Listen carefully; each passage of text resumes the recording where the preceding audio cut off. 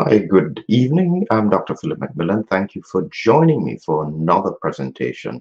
This time looking at the situation with Dr. Fauci and the congressional hearings that occurred just a few days ago. I'm just giving you some thoughts. I'll be sharing a video from Simon Tabor, which was on LinkedIn, where they had a clip.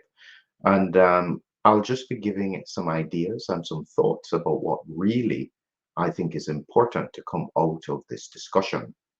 Before we start, I want to encourage you to remember to click the subscribe button. It will be in the bottom right corner here on YouTube. Otherwise, on what other platform you are, please join us on this journey.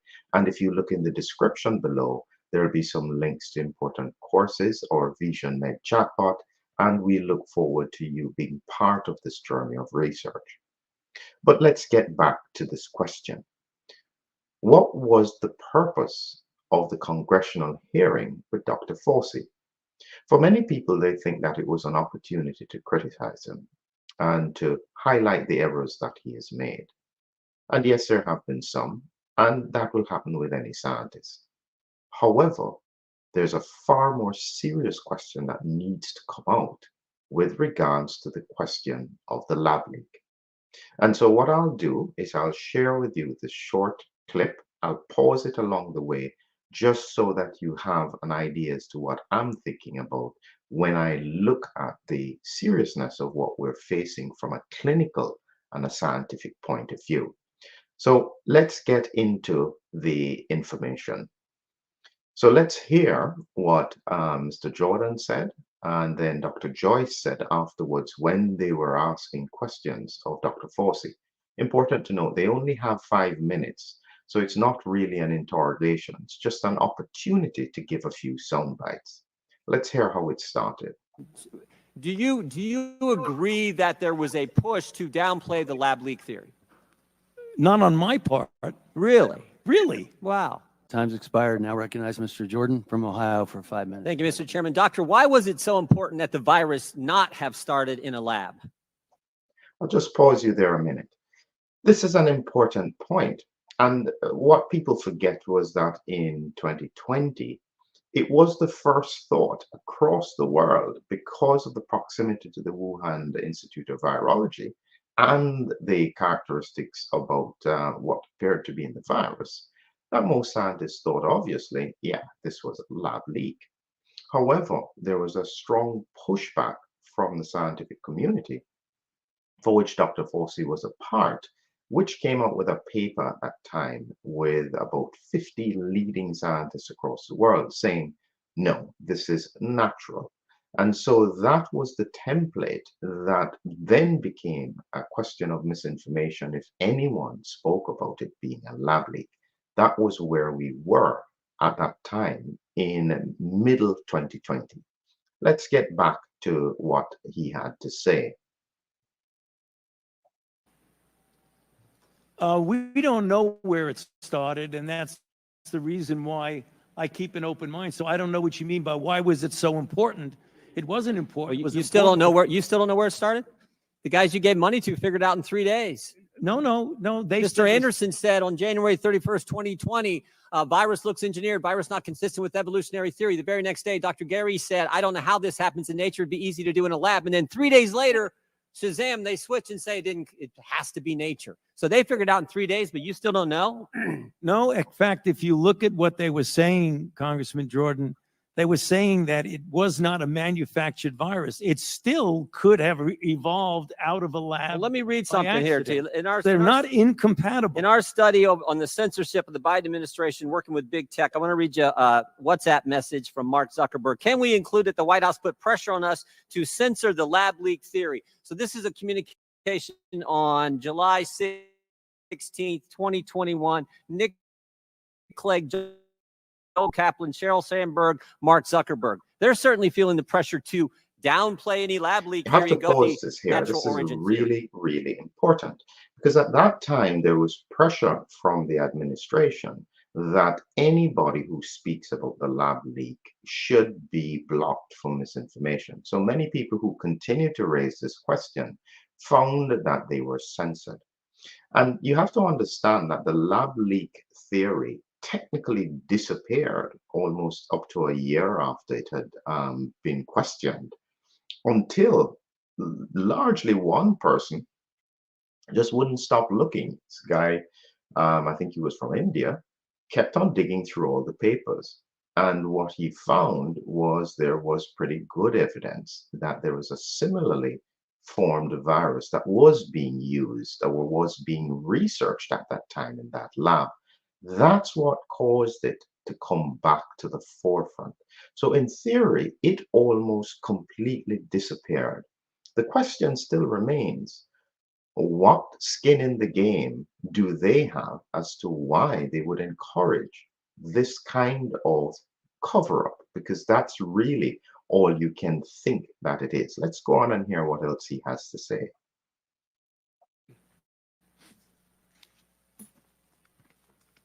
Is there a question there? There's coming. There's one's coming. Here's another email to Mark Zuckerberg. It says, subject line, COVID misinformation, Wuhan lab leak theory. In response to continued public pressure and tense conversations with the new administration, we started removing 5 COVID claims, including the lab leak theory. Mr. Zuckerberg responds, this seems like a good reminder that when we compromise our standards due to pressure from an administration in either direction, we often later regret it.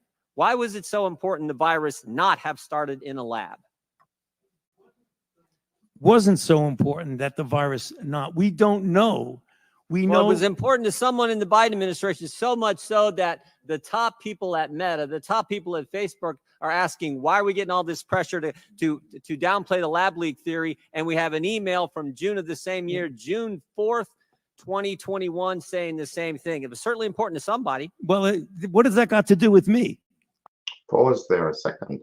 So I think that what is happening there is that there clearly was pressure from the government, but you can see that from Anthony Fauci's perspective, what he is saying is that you have no evidence that that pressure was coming from him. Now, I think that it's problematic when we look back at 2020, because he was one of the strongest vocal people at the time that discounted the lab leak theory. And I keep on explaining to people is that I understand that somebody wouldn't want to be involved in the question about a lab leak. That's quite understandable in the sense that if you were part of the process with regards to the lab leak development or the unusual virus, nobody would want to be participant in that. But from a clinical point of view, we need to know that, because if it was a lab leak, it is quite likely that there are characteristics about this virus that are not normal. And so when people would say things like all viruses shift into endemicity, meaning that they get milder and milder and they just disappear, that may not hold true if this virus was engineered in a lab. That's why I'm focused on it, because if the clinical and the scientific community don't grasp that point, they will continue to assume this is just a normal virus. Let's get back to what else was being said. I'm asking you because you're the expert on the coronavirus. I'm saying, why was the administration so pushing not to have the lab leak theory as something that was viable? I can answer that. I've kept an open mind throughout the entire You kept process. an open mind, Dr. Fauci, open mind. That is correct. What happened in those 3 days? Why did Dr. Anderson and Mr. Anderson and Dr. Gary, why did they change their mind in 180 degrees? Because what Christian Anderson says 3 days later, after he said virus looks engineered, virus not consistent with evolutionary theory, 3 days later he says the main crackpot theories going around at the moment relate to this virus being somehow engineered, and that is demonstrably false. How did they figure all that out in 3 days, Dr. Fauci? You can do that. Still have an open mind. Well, what they did is that they testified before this committee. What they did, they went back and looked at the sequences and realized that their initial concern was unfounded about that, and it did not look at all like it was manufactured. But as they said in their paper, even though they feel it was more likely, 3 days they figured that's it out. exactly. You could do that in 3 days. You can scan sequences in a day. You don't need 3 days. Again, I will pause you here. And the reality is that I've been lucky to be at the cutting edge and listening to scientific input from people who have been doing some really detailed research from different parts of the world. One of the professors that I interviewed, and he highlighted that when he was doing what were blast sequences, looking at characteristics of the spike protein that were similar to other proteins, spike proteins in nature, he stumbled across a sequence in the spike protein, what we call the furin cleavage site, which really is critical to making the virus so infective, at least the earlier variants. And that this was not normally in a human coronavirus. It was in some other bat coronaviruses, but not in a human coronavirus. What stood out to him was that when he did the careful analysis of this furin cleavage site, he found that there was a patent on it. Now that they realized when they published that paper as a consortium, that was a 1 in a trillion chance that that could have occurred naturally. So when you're adding it all up and you're looking at the characteristics, you're realizing more and more this is pointing to a lab leak. Why was this not at the top of the agenda from all scientists all across the world? Let's listen to a bit more. Okay, who's Robert Redfield? The former director of the CDC. Dr. Redfield, right? And he was also on the coronavirus task force. Is that accurate?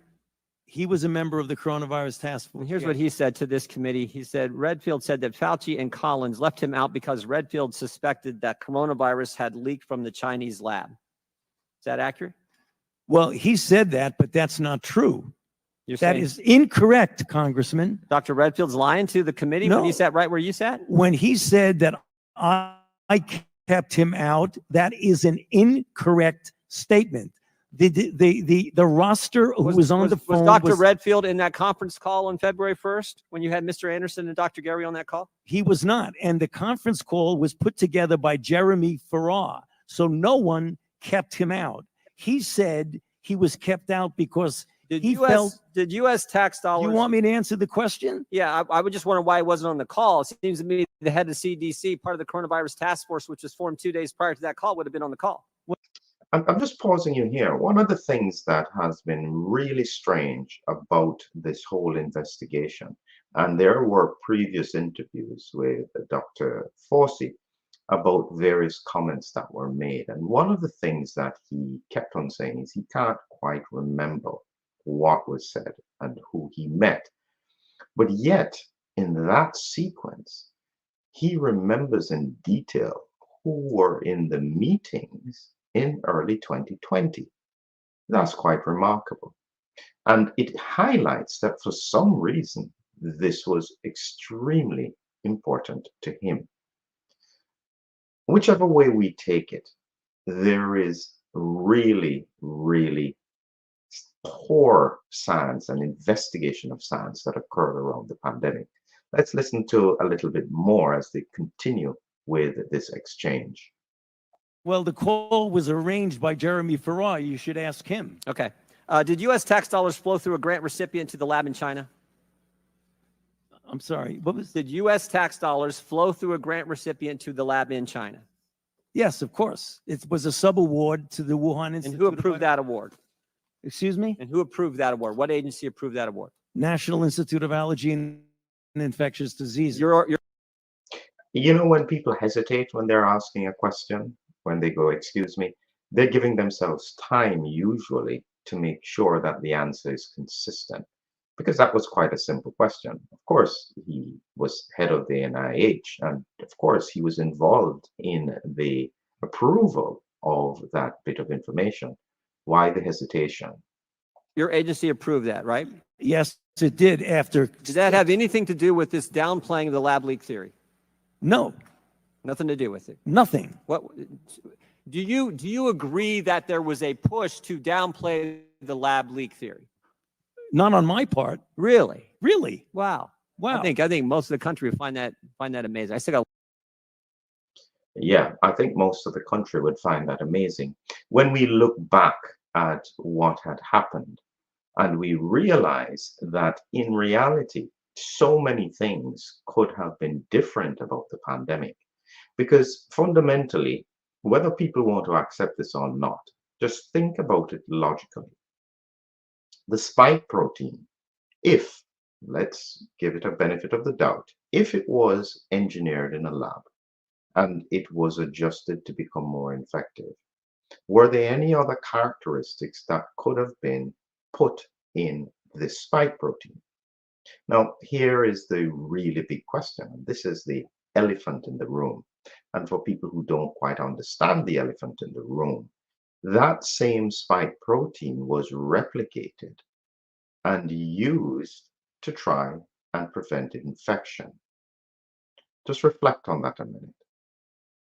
If the spike protein was engineered in a lab and then you replicate it, what could be the potential health implications if this spike protein has capabilities beyond that of a normal virus?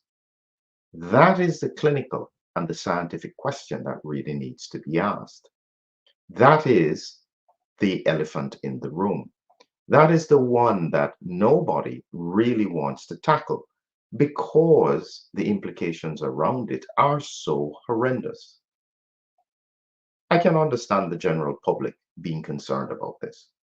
I can understand that politicians don't want to talk about this. But scientists, clinicians, your role and your responsibility is advocacy, advocating for patients, advocating for health. Our role can't be to defend those who need to be investigated. We don't need to pass judgment. We just need to get answers. Answers that will hopefully protect people in the long run. Have a great evening.